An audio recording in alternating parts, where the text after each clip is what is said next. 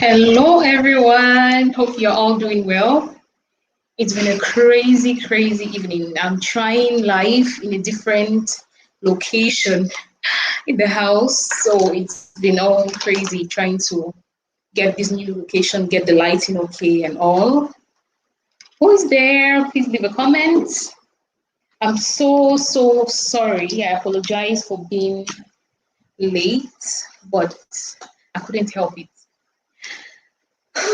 Thank you so much for being here. Thank you so much for your patience and for everything. If you're around, please leave a comment so I can acknowledge your presence. Today is going to be a great day, and we are going to be talking on something very wonderful. As I like to say, everyone can be a parent, but it is successful parenting that can build the next better generation. So we are on. I can see a like. I just need you to write something in the comment section if you're with me so that I can acknowledge your presence. Please just write something so I know someone is with me. Though I'm eventually going to start even if there's no one here because I believe people are going to come on here and watch this someday. So please leave a comment so I can acknowledge your presence. And if you can hear me perfectly and you can see me perfectly as well, please just let me know. I can see Jackie Enanga. She's like my number one support system. She's always here, except if internet is something else. I can see Chinyeye Unua. She's writing from YouTube. Thank you so much for being here. Thank you so much. We are going to go on in just a few seconds. In about 20 seconds, I'll be starting officially with the session.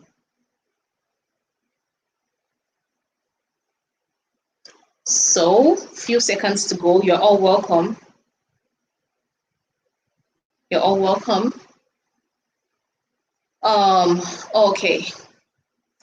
Thank you so much, Jackie Inanga. Thank you so much. So, let's go on. I can see 3 people. Please, if you're around, just leave a comment so I can acknowledge you before we start. Before we actually start. Yeah, Lady Joanne. Oh, I didn't recognize the name since it was Chineye Onua. Thank you so much for joining, Lady Joanne. Thank you so much. She's always there, a very supportive woman, a mother who loves her children. Thank you so much. I can see Mr. Ayok Etar, another support system who is always by my side. Thank you so much for being here. So we are going to move on in a few seconds, like I said. Okay, let's go on. Today, I'm going to be talking on parenting. I like to have my book and my pen, whether I'm listening to someone or I'm talking to someone. I'm sure you have noticed already, I always have my book with me.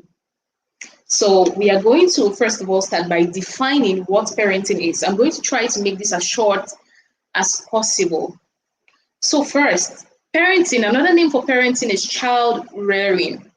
Like, people always think you rear just animals, but for a child who comes in blank with nothing in the mind, you're actually rearing that child to know different situations. But the actual definition of parenting is the act of promoting and supporting the physical, emotional, and intellectual development of a child from infancy to adulthood. That is what parenting is, defined by the big books. But as we all know, once you give birth to a child, you start parenting the child no matter what method you're using and whatever you're using.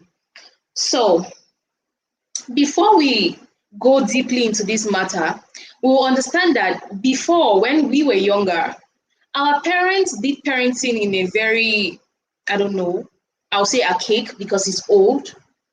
Like when I was in the hospital with my child, there was a day I was talking to one of her doctors and he said, like, he said I'm too stiff with taking care of my children. Like, I'm too cautious that I need to relax. And I was like, but why do you say that?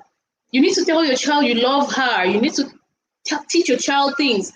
Be there, like, follow up with the child. And then he said, look at you, at this, our parents used to tell us they love us. The fact that your parents can give you food and clothe you and send you to school, you should know that he loves you. And that's how parenting was before.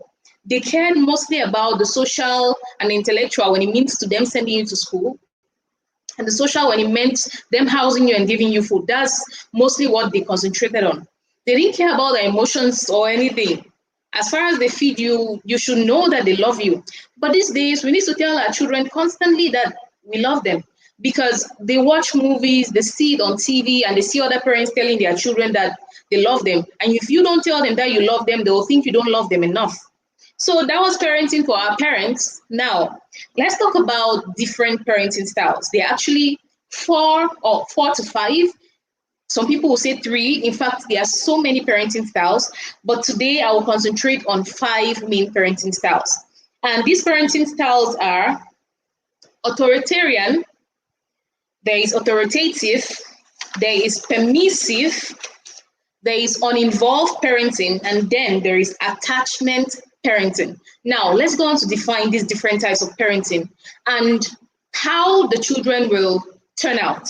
Because most of these parenting styles have been tried on a couple of children, and then they watch them after some years, and then they see how they turn to be. So let's talk about these parenting styles in detail before we go to the 7 steps to successful parenting. Thank you so much, Jackie. Okay, if I'm saying something which you like or something which corresponds with you, please leave a like, leave a comment. Please don't forget to share this video. Try to share this video so that your friends can see it. Try to share this video so that other parents can see it. Because if we concentrate on raising exemplary children and then our friends raise bad children, they might end up corrupting our children. So for all of us to be on the safe side, your friends have to be here so that when you are learning how to parent your children in the right way, they too are learning, and we all grow up exemplary children who would grow and build a healthy next generation. So please share the video if you haven't. If you share, obviously I'm going to see from the comments because you're going to be written as a sharer. So please do me the favor. It means a lot to me when you share, and it's going to cost you nothing. So maybe you just do it. Thank you for doing it. Okay, let's go to the first parenting style, which is authoritarian parenting style. Here, the parents mostly tell their children to do things, like they put the rules and they expect the children to follow it whether they like it or not. The rule here is do as I say, not considering the child's feelings. That's like a summary of what authoritarian parenting is. And the risk here is children who go under this type of parenting might experience self-esteem problems, and they might grow to become very good liars because they are afraid of the punishments which their parents can give. Because of the too much rules, when a child cannot follow the rule, they tend to lie to please their parents, so maybe they don't get beaten or they don't get treated harshly. Here, the parents use a lot of harsh punishments. Okay, and children here might have self-esteem problems because their feelings or their opinion doesn't count in this case. So when they grow up, they might be in a certain situation where they need to give their opinion, but they might not be able to, since they were not trained like that. They were trained in a way that they are not supposed to give their opinions, or even when they do, their opinions don't count. So they might really suffer self-esteem issues and find it very difficult to express themselves in public. I see Jolie Pet Miss Lynn, welcome. I see Vanessa Lixin, welcome, my dear designer. Okay, let's go to the next parenting style. The next parenting style is authoritative parenting style. I can see Lady Dekuba Chantal, welcome, thank you for being here.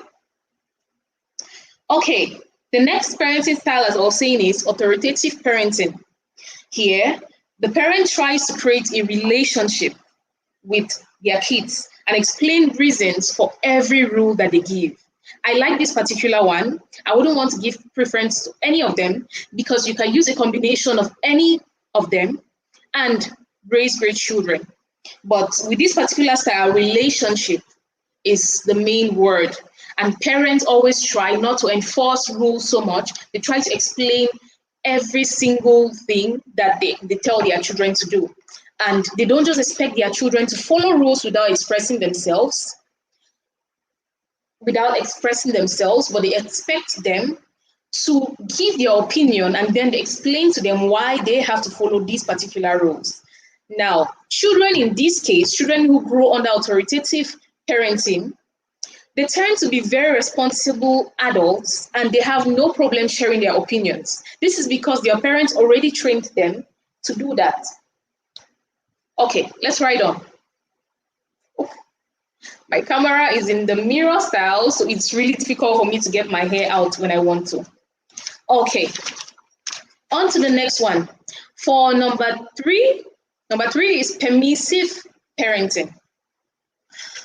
On permissive parenting, parents expect their children to learn on their own. They believe that children will learn best without any interference. So to them, they allow the kids to make the rules and then they enforce them. So for example, a child says, it's nap time, I don't want to sleep. They're like, okay, you don't want to sleep, what else do you want to do? And the child maybe might say, I want to watch TV, and they permit them to do those things. With permissive parenting, the parents let the children make the rules. In some stages, this is good, especially when you have grown-up children who you have already trained them well when they were younger. You can allow them sometimes to make some rules. For example, there's a book I read, one of Ben Carlson's books. He was talking about them being stubborn to their mother. And at a certain point, after the mother prayed that God should help her on what to do with her kids, on the best way to make them to do things that she wants them to do, she, according to the book, she says that God told her to tell the children to make the rules. So there she asked the children, okay, she gave them her salary and told them, these are the things we have to do at the end of the month. We have to pay rent, we have to buy food, we have to pay part of your school fees, which is remaining, you have to pay transport for this and that. And then told the children, you manage this money and then leave what is left for us for upkeep for the house. And also she told them to make the rules on how they want to do their chores at home. And because I think it is because she actually prayed before doing this one, she said the children eventually turned out doing more chores than they even would have done when she told them to do chores. And also, after they shared the money, her salary, and realized how little was left for them for their upkeep as a home, they began to feel more sorry for her, or they began to understand her situation more. So that's the case where you can try using permissive parenting, but not in all cases. You cannot try permissive parenting with maybe a 3-year-old or a 4-year-old or a 5-year-old, because that's going to be extremely dangerous. But whatever parenting method suits you, you can go with it. After listening to our 7 steps to successful parenting, you decide if you want to have a successful parenting or you just want your children to grow. Because one statement which people always use is, our parents raised us the way they did. Didn't we grow? Did we die? They don't understand that. It is not about dying. There are people who are living, but they are living as if they are dead. So we have to try in as much as possible to put in the efforts we can put for us to be the best parents we can, because it will determine a lot about how our children will grow in the future. So the next type of parenting, which is number 4, is uninvolved parenting. Here, parents here don't ask their children about their schoolwork, don't know where their children are going to, don't know who their children are spending time with. In fact, they know nothing about their children and they don't spend time with their children. Yeah, some parents do that. I know maybe some of you might be thinking, who does that? But yes, some parents do it.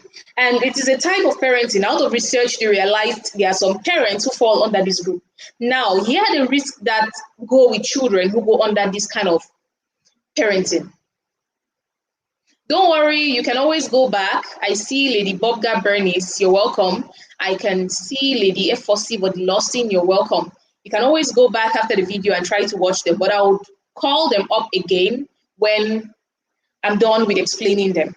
So uninvolved parenting, children who go through uninvolved parenting struggle a lot with life, academically, socially, emotionally. They tend to make a lot of mistakes and tend to be very sad because they feel like because their parents did not show them so much concern, they don't love them. And the first place which children experience love It's from their parents. And imagine a child having a parent who is practicing the uninvolved parenting style. They struggle with almost everything in life because there is no one to tell them, no, don't do this, do this. There is no one to guide them. There's no one for them to learn from because in a majority, these children don't spend time with their parents. Like the parents don't spend time with them, even when they like it or when they don't like it. The parents don't spend time with them. So now on to number 5, attachment parenting. I like this one too. I'm sorry for telling you the ones I like. Let it not push you to doing them on your kids. Choose the one which works for you best. So attachment parenting here, parents believe that closeness fosters a strong connection in the family. And the first thing which they prior is closeness. They try to build a deep relationship. This one is kind of close to authoritative parenting. They try to build a close relationship with their children and try to really show their children love and respect in everything that they do. The main rule here is love and respect for attachment parenting. They do every single thing they do for their children with love and respect for them, considering that they are also human beings. So kids who go under this type of parenting tend to have less behavioral problems, They tend to have less behavioral problems, and they tend to live happily. And also, they contribute a lot to the society because of the fact that their parents show them a lot of love. They tend to show a lot of love to the people around them. So now let's go through all the parenting types. For number 1, I talked about authoritarian parenting style, which is do what I say, and the feelings of the child are not considered.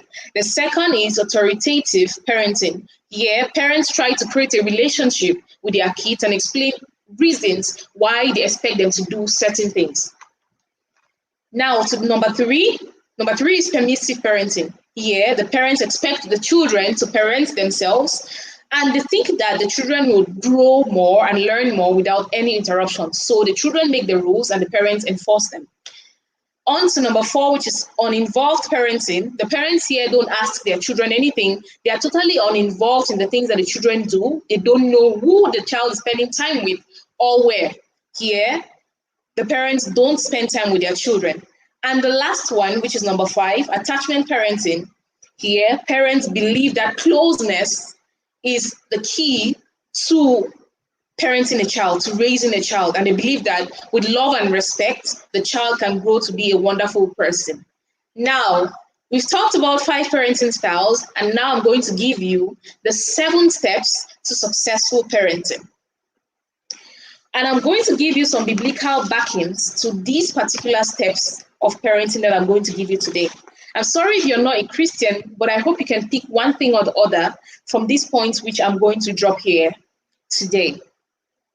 Okay, if you're a Christian, please hold your Bible because you might need to help us read or help us type out a verse because I might not be able to read all the verses considering the time frame which I'm trying to make here. So for the first one, the first key to successful parenting is train your kids early. Train your kids early. That's number 1. We always have to try to train our kids early. Do you know why? Research has shown that the highest time, like the most time which the child's brain develops is between 1 to 3 years old. So if a child's brain is developing the most between 1 to 3 years old, then that is the main time when you have to instill all the values which you want that child to have. That is the time for you to instill them between 1 to 3 years old. Yes, some of our children must have passed 1 to 3 years, but you can, give a lapse of maybe 1 to 5. When I read about this 1 to 3 years old time lapse for children to grow, by then my children were already 2 years when I learned about the fact that children grow the most between 1 to 3 years. And I was like, oh my God, I have just 1 year left. Though I have been trying my best to instill the values which I want them to have, I put in a lot more effort because I knew, okay, my children are almost 3 years old. And then I don't know if God was trying to prove me wrong, or I don't know what was actually happening. But at 2 years, 3 months, my daughter fell sick, and we had to make approximately 3 months in the hospital. That is me losing 3 more months. And they had to keep me on my toes on everything I'm doing. But I realized the things I started teaching my son before leaving to the hospital with his sister, by the time I came back from the hospital, he had self-taught himself double. For example, when we left for the hospital, he was counting 1 to 10 at 2 years, 3 months. By the time I was coming back, he was counting 1 to 20 and could say the alphabet from A to Z. He might not know what he's saying, but at this point, I have trained him early to know that there are certain things which are important to him. He learns how to say ABC before he even learns how to say mommy food. That is somehow not correct, but a child will speak when they have to speak, right? And we are not parents who talk so much. In our house, we are pretty quiet people. So they are learning by example too. So try to train your kids early. Try as early as you can to start instilling those values in them. Because when your child gets to 3 years, that's probably when most people put their children into nursery school. Some people even put their children into nursery school as early as 2 years old. By the time they go out there, the society puts in values in them. Their friends in class put in values in them. The TV that they watch puts in values with them in them. And at that point, there is not so much that you can change.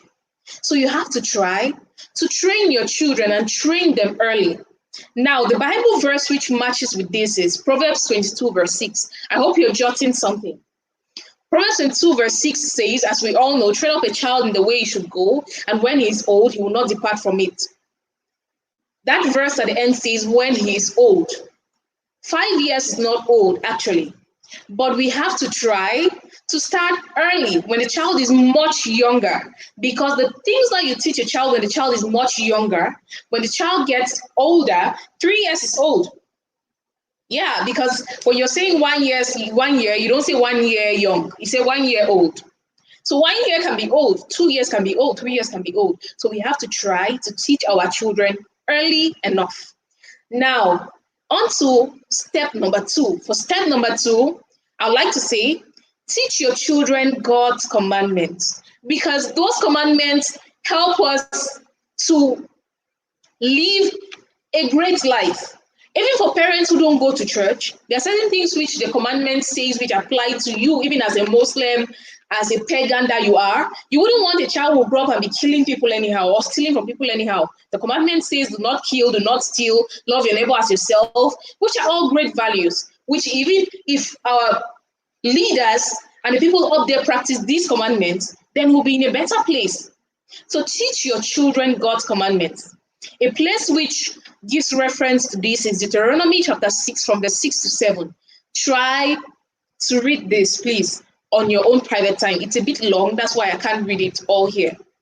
But it talks about you teaching your children God's commandments. It says to teach your children the commandments of God when you're at home, when you're out on the road, when you're walking. Just try to instill these commandments in them. I can see Giselle Itala, thank you so much for being here. I can see Lady Agnes Ojong, she says nice one, thank you so much for being here. And Lady Juan Chinyeye is actually writing down the points, so that can really help people go through whatever I'm saying. She's doing a great job there. Thank you so much. And Lady Lina Aisha says good evening. Welcome. Thank you so much for joining. Okay, now we go to the third step. The third step is be patient with your kids and respect them. At times, we parents tend to get angry very easily with our kids, depending on maybe the day that you've had. You would have gone to work and maybe you've had a stressing day, and you come back home and any little thing your child does, you spank. And any little thing your child does, you shout. But we have to learn to be patient with these children and try to see things from their point of view. At times, a child might be nagging and crying because maybe something is disturbing them. Like I said in one of our quotes, which I post, because I post quotes on our Facebook page every single day, I said, if a child is giving you a hard time, it is probably because that child is having a hard time. So try to be patient with them and understand why they are behaving in that particular way. Because at times, children will not know how to express their feelings and they feel they have to cry and do other things which are annoying to you, not considering the fact that maybe you must have had a tiring day and life as a whole is maybe stressing for you, and they are doing things and they don't understand what you're going through, and then you carrying all your pressure does not understand what they are going through, and what you turn up doing is shouting, scolding, spanking and all. I didn't say spanking is not good. At certain points it is. We'll get to that step.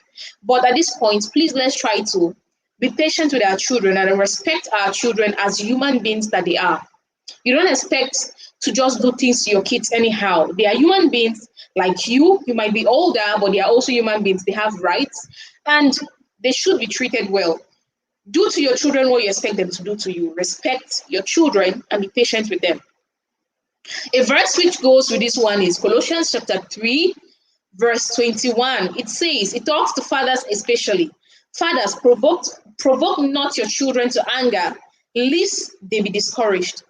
At times, when we shout so much on our children, they tend to be discouraged. And at times, it makes them not be able to try new things because of the level of discouragement.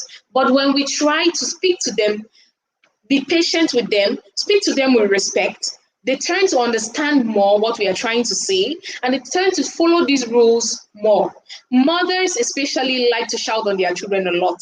I do it sometimes, but immediately I realize myself, I get back and I try to speak to them calmly and try to make it in a way that they'll understand. Most times we shout because that is the way in which we saw our mothers or our parents correct us. So I would like to go to point number 4. For step number 4, I'd like to remind you that these steps come in no particular order. You can practice them in any form that goes well with you. And parenting is not just for mothers. Parenting is a joint venture. A mother can't do it alone, and a father can't do it alone. Except in the case where you're a single mother, you have to try as much as possible to do it all by yourself, and you have to try as much as possible to do it in a way that your child doesn't miss the father. Because children who grow with single parents tend to feel like they are not loved because of the fact that single parents need to show them love, provide for them, play with them. In fact, they have to be everything with them, and I know it is hard. But if you're a single parent, I want to give a shout out to you if you're raising great children. And I want to tell you that I believe in you, and I know you can do your best to making that child feel loved and to raising that child in the best way possible and to being a successful parent. Okay, now, let's go to step number 4. I'm sorry I didn't get my water, so you have to give me a minute for me to get some water. My throat is already dry.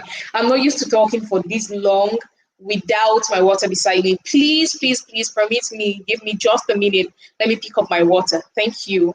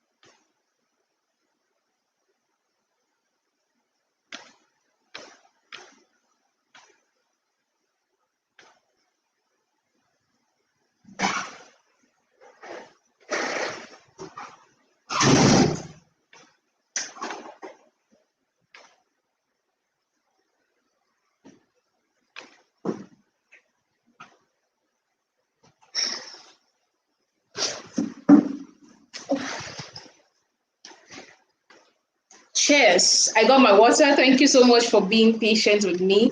Thank you so much. I just talked about being patient with your kids. And here am I expecting you guys to be patient with me. Thank you so much. I understand your parents. And I know patience is one of your virtues. Okay, now let's go on.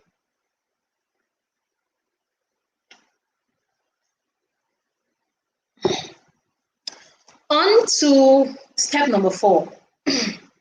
Correct your children with wisdom and love. This one is very, very important. When you want to correct your children, try to correct your children with wisdom and love.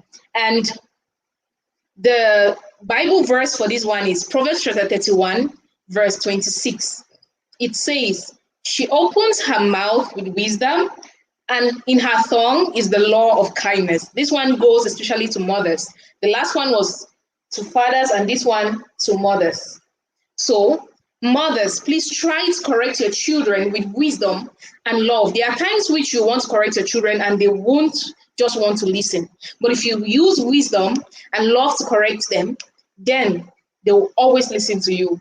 Another example of this particular situation is the situation of the book I was talking about in the beginning, where the mother told her children to manage the money which was her salary. She was a single mother, so she gave her children a salary for them to manage and keep the money for the expenses that she has written down, and then see what is remaining, and then for them to try to manage that money till probably the end of the month when she will have another salary. It really helped because she prayed before doing this particular one, and God gave her the wisdom. That is wisdom in play, and love and kindness in play as well. So mothers, parents, please try to correct your children with wisdom and love.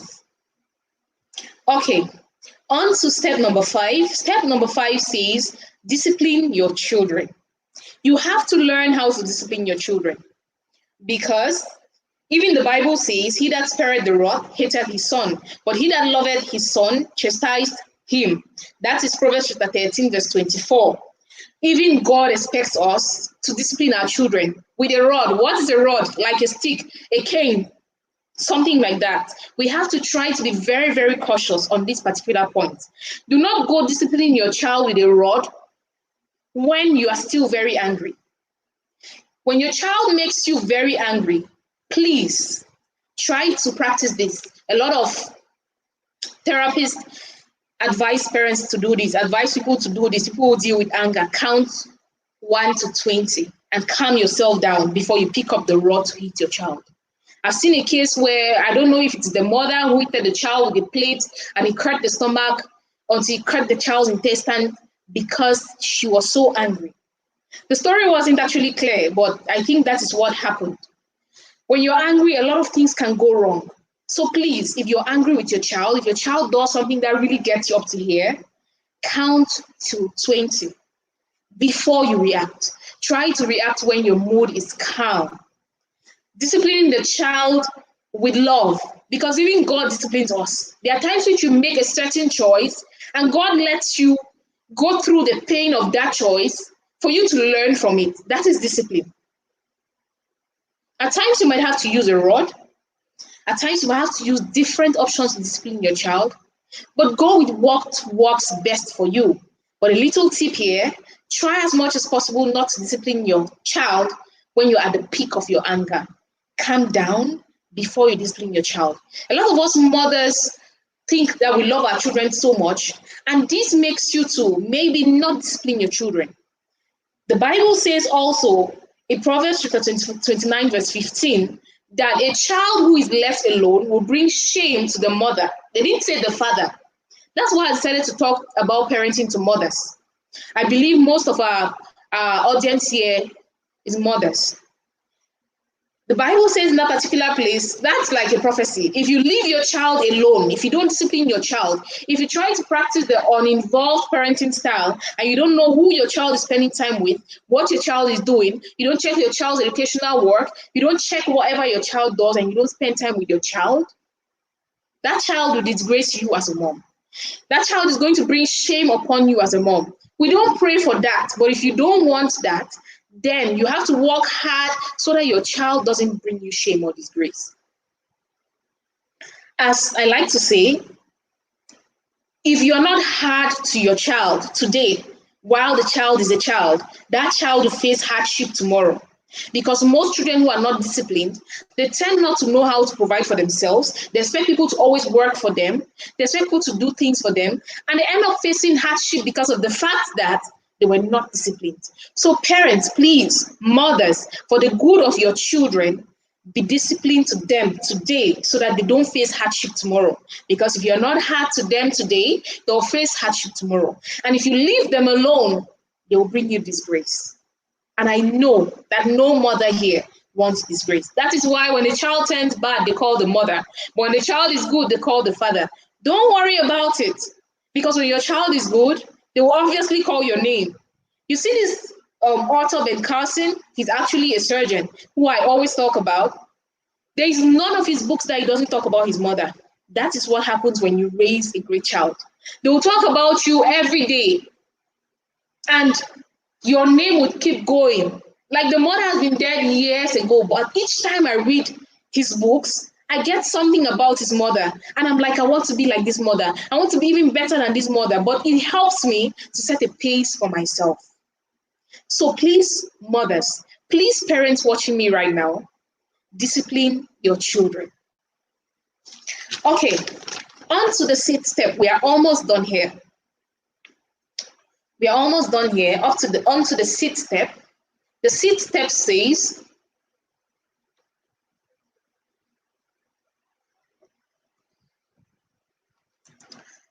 I hope you're drinking some water as you're watching me. Please put your water beside you and stay hydrated because it's extremely good for you. And if you're drinking water always, your kids are going to copy from you and they're going to be drinking water. That's a good habit they're learning, right? So you need to start to try practicing to drink water. It helps with a lot of things. Okay, back to what we're talking about. Step number 6, communicate with your children. This is very, very important. No matter how young they are, communicate with your children. On this particular point, I would like to give a shout out to a lady that I know, Lady Linda. We used to call her Auntie Linda. When I was teaching, this lady used to teach nursery 2. And each time you passed in front of her class, she's talking to her children as if they are adults. Like she's explaining to those kids. Mind you, these kids were Spanish children and they don't understand English that well. And this was an English school. But with everything that she would do, she would explain to those children. And I learned a lot from her. I started practicing it in my class and I realized it worked magic. Maybe she was doing it, I didn't even know what she was doing. But I have realized that when you communicate with your children, the effect is awesome. Like, the children understand you automatically, especially when they're like 3, 4, 5, 6 and above. Even with teenagers, this works wonderfully. If you're giving them a certain rule, you tell your child, don't go out and stay out till after 7 p.m. Like my dad gave us that rule. He gave us that rule. And they didn't tell us any reason why you don't have to go out and come back at 7 p.m. And it made it difficult for us to follow the rules. So for me, I followed it always because I was afraid of the cane. So I just had to follow it. I didn't want that. But with the others who were more grown up, they could come back and then give excuses and say one thing or the other, and they won't do anything. But it made it difficult for us to follow the rule because our parents did not communicate to us the reasons for these rules. And that is the type of parenting which most of our parents gave us when we were kids. Please don't copy that. Please don't copy that. Try to explain to your children the reasons for the rules. Because when you explain the reasons for the rules, things get easy to follow. For example, like my father told us, don't go out after 7 p.m. When you tell your parents that kind of rule, you can give them a reason that when you go out in the night, you can stand the chance of being attacked by armed robbers. You are a woman, you're not supposed to go out and stay out that late. There are a lot of dangers that come with the night. Give them reasons for your rules. Communicate with them and they'll understand more and keep to these rules. Maybe you share a story that you experienced when you were a child while you went out in the night. And they will begin to understand more while you're telling them not to go out in the night. Parenting is not something that you make your children not to experience any danger or anything, but you have to try to explain the rules that you put because of your own experiences, because you mostly parent your children from your own experiences, though at times you need to get their opinions because they are human beings as well and you need to respect them. But your experiences set a great role for the type of parenting that you parent your child, especially for people who are not that exposed. For someone who is exposed, you might read things and then you know certain things about parenting. For someone who is not that exposed, you will parent your children based on just your experiences. But please, for this step, try to communicate with your children. Communicate with your children why you can't buy them certain things. Communicate with your children why they can't use certain things. Let them know. If you're traveling, tell your children, I'm traveling to this place and I'm going to be there for this amount of days. They need to know so that they feel important. It will help their self-esteem. So please communicate with your children. Don't think that they are too young or they are too old. Try to communicate with them. Now, on to step number 7. We are rounding up with this. Oh, for step number 6, the Bible verse which goes with it is Ephesians chapter 6, verse 4. This particular one says, parents, provoke not your children to wrath, especially, no, it says, children, provoke your children not to wrath. And I would really recommend this, especially for teenagers, because with teenagers, you have a lot of work to do. The minute you're giving a rule, they are just looking for what to get angry with because they are experiencing a lot of changes and they don't know how to deal with it. So you have to really try to explain things to them so that they don't get angry and they don't feel provoked. You can tell a child, go and change that dress. Don't wear that dress because you as a parent think it's too short and it might put that child in danger. It might advertise them to people who, or to things which they are not yet ready for. And that child looking at herself and she thinks she's pretty and she has beautiful legs might feel angry about the fact that you don't want her to show her beautiful legs.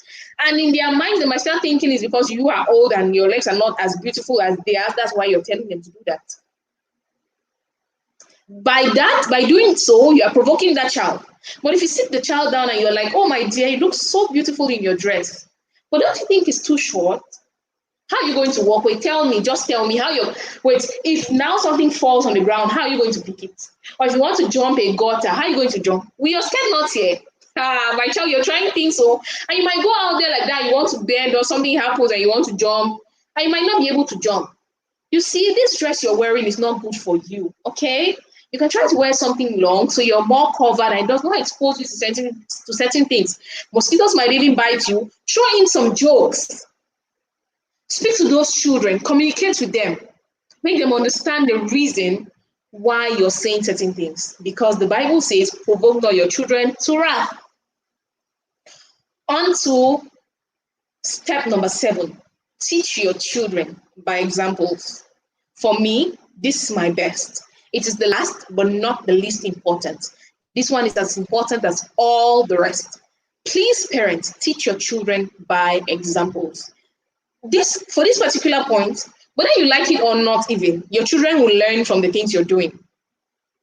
Whether you choose to do the things in front of them or you think they're not seeing you while you're doing it, children learn more by seeing. They do more the things they see than the things that you tell them. So if you want your children to learn, try as much as possible to do very exemplary things in front of them. For example, in the Nyango WhatsApp group, we expect our mothers to send videos, a 1-minute video of your workout when you're working out, because that's the only way we'll know you're working out, right? You can say you've worked out when you did not. But when you send a video of your workout, we know that you've worked out. And in a lot of their videos, you realize that when the mother is working out, the children are imitating her. Even in my case, my daughter can now do burpees. It's an exercise which you go flat to the ground and then jump up. She does burpees. Each time I do it in front of them, she does it. And now I just need to say, Eden, go down, burpees. And then she goes down with so much joy. And she goes down and then she jumps up and she's laughing. So it's fun to her, but she's already learning how to exercise, which is a good habit, which is going to keep her healthy when she's older. So please, parents, teach your children by example. Even the Bible says in 1 Peter chapter 5, verse 3, not domineering over those in your charge. Children are in our charge. And the Bible says that we should not be domineering over them since they're in their charge, but being examples to the flock. They are like flock that we are taking ahead. They are like flock because we rear our children. We train them, we parent them. We have to be examples to those who are watching us. And the people who watch us most are our children, live in the same house with us. They see every little thing that we do. So we have to try as much as possible to be exemplary. That is particularly why the word exemplary came in the motto for Inyango, raising healthy, wealthy, and exemplary mothers. Because I believe, and we at Inyango believe, that if you're exemplary, then you will raise healthy, wealthy, and exemplary children as well. So that was the last tip. That was the last step, excuse me. And I'll go again over with the 7 steps. For number 1, I said, train your kids early. Number 2, I said, teach your children God's commandments. It is very important. For number 3, I said, be patient with your kids and respect them because they are also human beings. For number 4, I said, correct your children with love and wisdom, especially for mothers. Don't shout at your children anyhow. Shout when it is necessary, but please correct them with wisdom and respect and love. For point number 5, I said, discipline your children, not when you're angry. For this one, a great tip for you should be, if they make you so angry that it's up to here and you can't control it anymore, don't pick up a rod and don't pick up something to shoot your children. I know our parents used to just pick anything that is around them and shoot. But please don't do that, because you can shoot like that and it touches a child in a place that is not good, and maybe the child ends up in the hospital and then you end up in regrets. You don't need regrets in your life. So when you are angry and you're trying to discipline your child, try to count from 1 to 20 so you get calm, and then you discipline your child very well. If you need to flog them well, but flog them with a calm mind. For number 6, I said, communicate with your children. Tell them what you do. Tell them what is going on in your life. If you want them to tell you what is going on in their lives, tell them what is going on in your own life. There are things which you can't tell children depending on their age, but they should know the basics of what is going on in your life. For tip number 7, teach your children by examples. Do the things which you want your children to do. If you want your children to learn the habit of reading, read more. If you want your children to learn the habit of exercising, eating healthy, eat healthy as a parent. If you want your children to learn the habit of being elegant, being having integrity, having dignity, do it yourself, because they'll learn from you. So in this particular note, I'd like to say for this last point, if you want your children to do certain things, do it by yourself. Most times, for example, when my phone rings, my daughter picks it up and she's like, hello, yes. That is the way I answer my calls. That is the way the father answers his calls. So we might think she's not watching us because we don't pick a lot of calls, but she has still not answering our calls like that. So when she sees the phone ring, she knows. She sees it, she knows how a phone rings, and she sees the thing there. She knows how to answer the call, and she's struggling to answer. She's 2 years, 6 months. Yeah. And she knows how to answer the phone, and she'll answer it, and the first thing she'll say is, hello, yes. That is the way I answer my calls. Before I'll say, hello, good afternoon, I'll say, hello, yes. So she learns. If we want to teach our children that the internet is not everything. Today I was talking to parents about social media. If you want to teach your children that internet is not everything, if you want to teach your children that it's not about posting beautiful pictures when you are happy inside, then don't do it, because the worst part is 20 years from now, 10 years from now, 15 years from now, when your children are going to be teenagers, when your children are going to be grown-ups like you, they are going to see all the things you put on social media.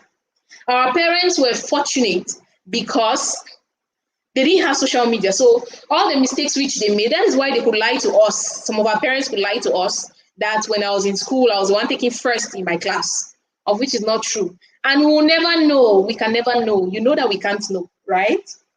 We cannot know. Wait, do you know the number your parents are actually taking? If you actually know, then your parents are really good at keeping records. But we can't know because there was no social media. Now, for example, go to your name, type your name on Google, and Google your name. You'll see your GCE results. You'll see different things about you. Your children can obviously do that as well in future. When you're telling them not to wear short clothes, they can just go to your Facebook account and look at the pictures of you. Look at the kind of dresses you were wearing. And the kind of children I'm seeing in this 21st century are the kind of children who can take their phone and say, Mommy, you were wearing this dress. Why are you telling me not to wear it? They are those kind of children.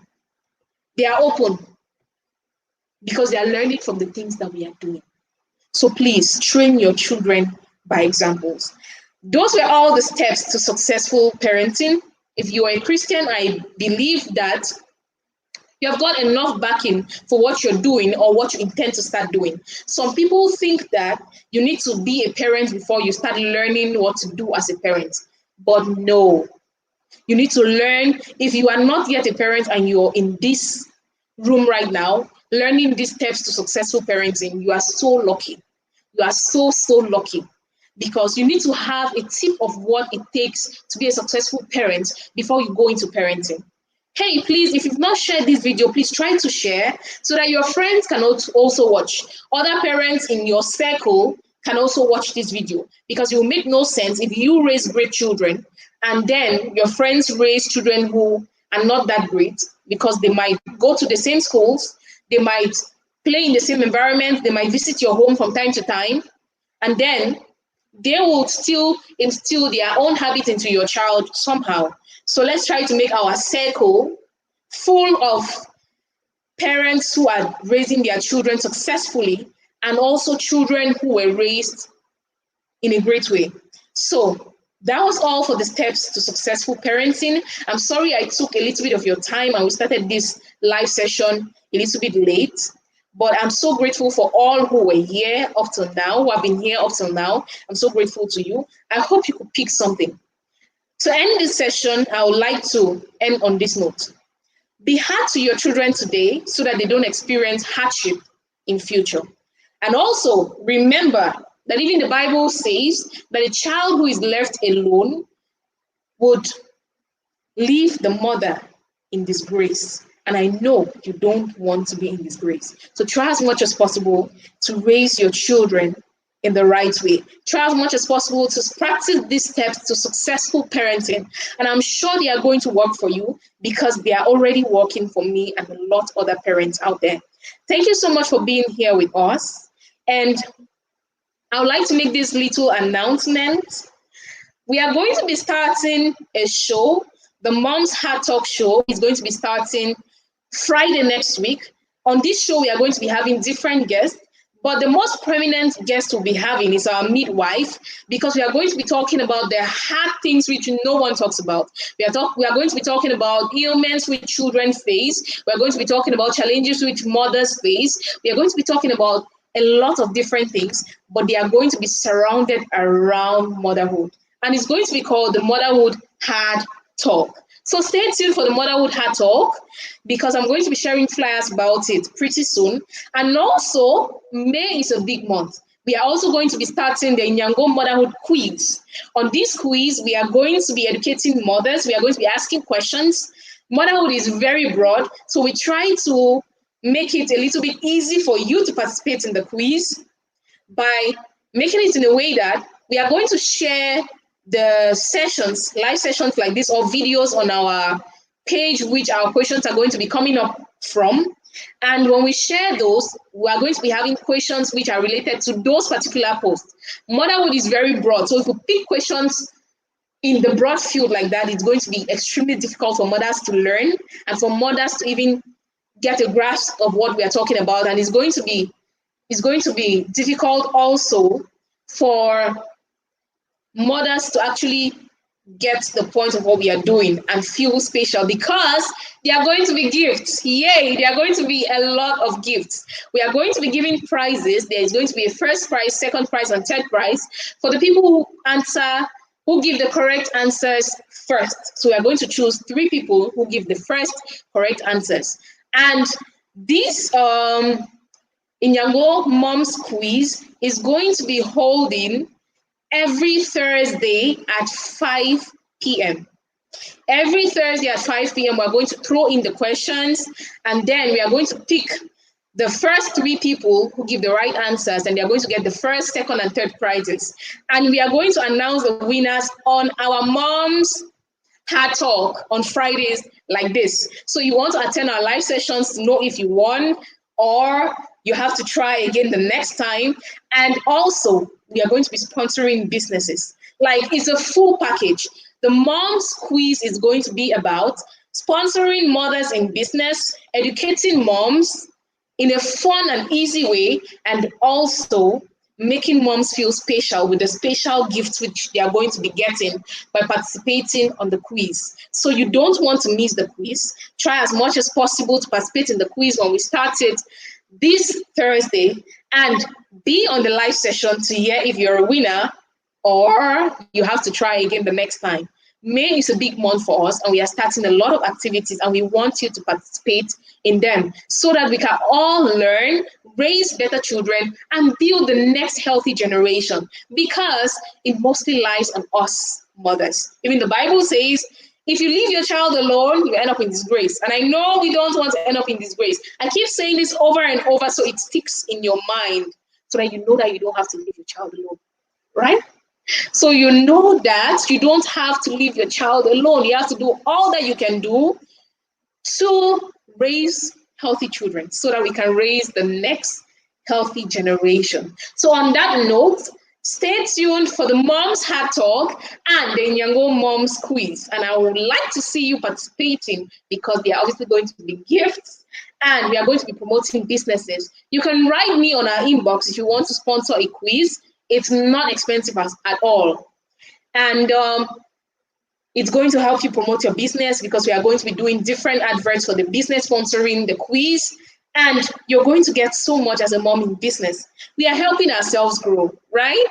We are going to help you grow as much as possible. As you're growing your children, you're also growing a business which can help you provide for your children. And they are learning from you how to invest, how to be financially independent, and so much more. Like, Inyango is a full package. So stay tuned for what we have, what will be starting this May. And also remember, for you to experience the better things of the future, you have to experience the pain of discipline today as a parent, so that you can free yourself from the pain of regrets in the future. Thank you all so much for being here, and to have a beautiful day. Thank you, Giselle Itala. Thank you, Jackie Enanga. I see all your comments. Thank you so much, Lady Chineye. That is Lady Joanne. She is a member of the Nyango WhatsApp group. Thank you all. Thank you, Lady Body Lossing. Thank you, Lady Chantal, Lady Aisha. My number one support system, Mr. Adiyok Eta. Thank you, Eden, because I know you're watching in the background. That's my baby girl. She was up already, so I know she's watching with her dad. Thank you, Lady Vanessa Lixon, my designer. Thank you all so much for joining today, and I hope you learned something. Don't forget to share this video. Thank you, Lady Bernice. I'm trying to go through all the names. Thank you, Lady Agnes. Thank you all, Lady Lina, Aisha. Thank you so much for being here today.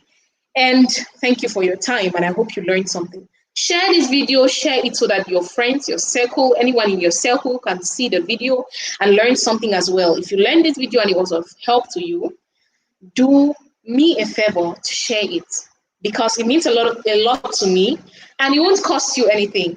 It will just help you impact a life out there. Thank you so much. And remember, experience the pain of discipline today, so that you don't experience the pain of regrets in the future, because regrets is not good for you, I tell you. Have a beautiful evening. Love you all, and God bless you. Bye-bye.